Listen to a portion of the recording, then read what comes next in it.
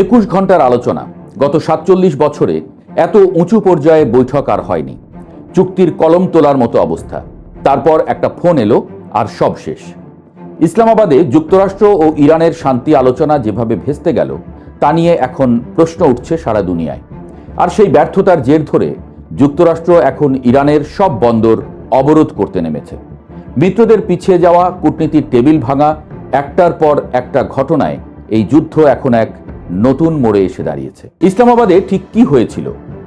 পাকিস্তানের মধ্যস্থতায় গত শনিবার ইসলামাবাদে বৈঠকে বসেছিলেন তেহরান এবং ওয়াশিংটনের প্রতিনিধিরা। মার্কিন প্রতিনিধি দলের নেতৃত্ব দিয়েছেন ভাইস প্রেসিডেন্ট জেডি ভ্যান্স। যুদ্ধ শুরুর পর দুই দেশের মধ্যে এটাই ছিল সবচেয়ে বড় এবং সবচেয়ে আশাবাদী কূটনৈতিক উদ্যোগ। দুই পক্ষই এসেছিল কিছু একটা করার সদিচ্ছা নিয়ে, অন্তত ইরানের দাবি সেটাই। ইরানের পররাষ্ট্রমন্ত্রী আব্বাস আরাগচি জানিয়েছেন, গত 47 বছরের মধ্যে সর্বোচ্চ পর্যায়ের এই আলোচনায় ইরান আন্তরিকভাবে অংশ নিয়েছিল এবং ইসলামাবাদ সমঝোতা স্মারক স্বাক্ষরের একেবারে কাছাকাছি পৌঁছেও তারা বাধার মুখে পড়ে। অর্থাৎ চুক্তির নামটুকু পর্যন্ত ঠিক হয়ে গিয়েছিল, কিন্তু কালি শুকোনোর আগেই সব উল্টে গেল। তাহলে শেষ মুহূর্তে কি হলো? আরাগচির দাবি, বৈঠক চলার মাঝেই ভাইস প্রেসিডেন্ট ভ্যান্সের কাছে একটি ফোন আসে ইসরায়েলের প্রধানমন্ত্রী বেনিয়ামিন নেতানিয়াহুর। আরাগচির ভাষায়, সেই ফোন কলের পর আলোচনার মনোযোগ যুক্তরাষ্ট্র এবং ইরানের ওপর থেকে সরে গিয়ে ইসরায়েলের স্বার্থের দিকে চলে যায়। এটি যদি সত্যি হয় তাহলে প্রশ্ন ওঠে, শান্তি চুক্তিতে সবচেয়ে বড় বাধাটা আসলে কোথা থেকে আসছিল? যুক্তরাষ্ট্রের নিজের অনিচ্ছা থেকে নাকি তৃতীয় একটি পক্ষের চাপ থেকে? 21 ঘন্টা ধরে আলোচনার পরও কোনো চুক্তিতে উপনীত হওয়া সম্ভব হয়নি। এরপর একটি সংক্ষিপ্ত সংবাদ সম্মেলনে আলোচনা ব্যর্থ হয়েছে জানিয়ে ইসলামাবাদ ত্যাগ করেন ভ্যান্স। বিদায়টাও ছিল আচমকা।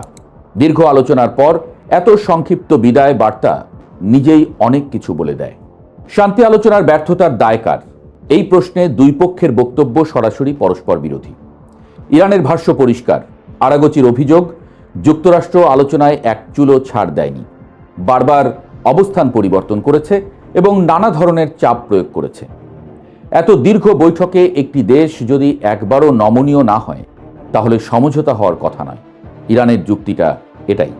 আরাগচি আরও অভিযোগ করেছেন, যুক্তরাষ্ট্র আলোচনার টেবিলে সেসব লক্ষ্য অর্জনের চেষ্টা করেছে যা তারা যুদ্ধের মাধ্যমে অর্জন করতে পারেনি।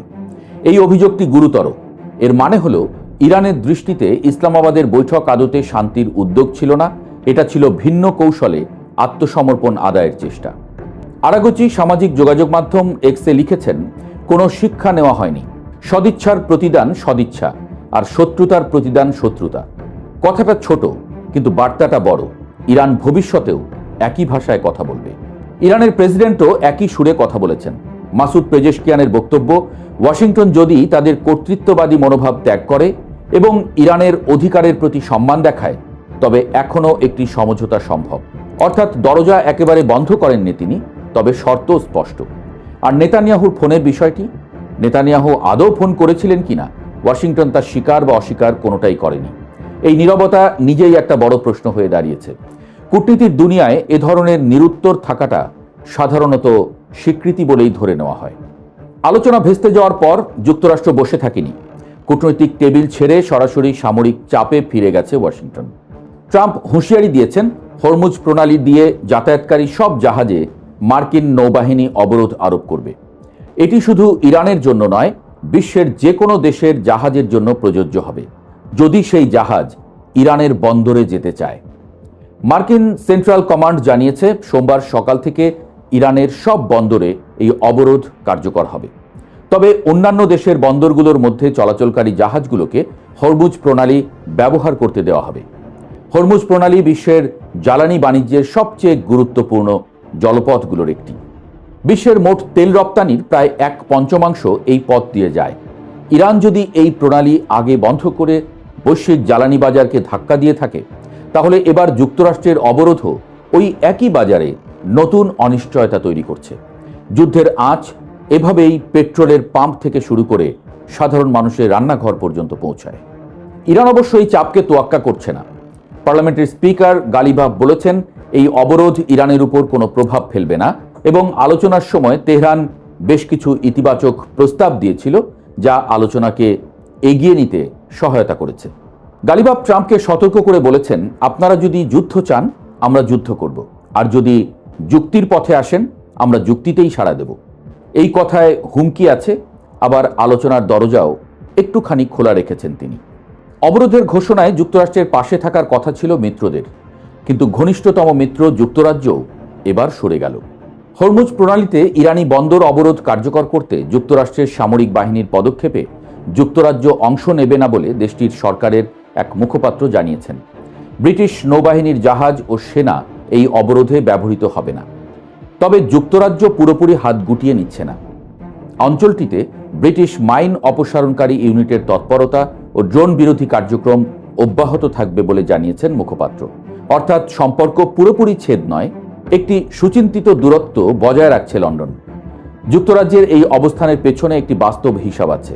মুখপাত্র জানিয়েছেন, নৌ চলাচলের স্বাধীনতা ও হরমুজ প্রণালী খোলা রাখার নীতি বৈশ্বিক অর্থনীতি সহ যুক্তরাজ্যের মানুষের জীবনযাত্রার ব্যয় নিয়ন্ত্রণের জন্য অত্যন্ত জরুরি।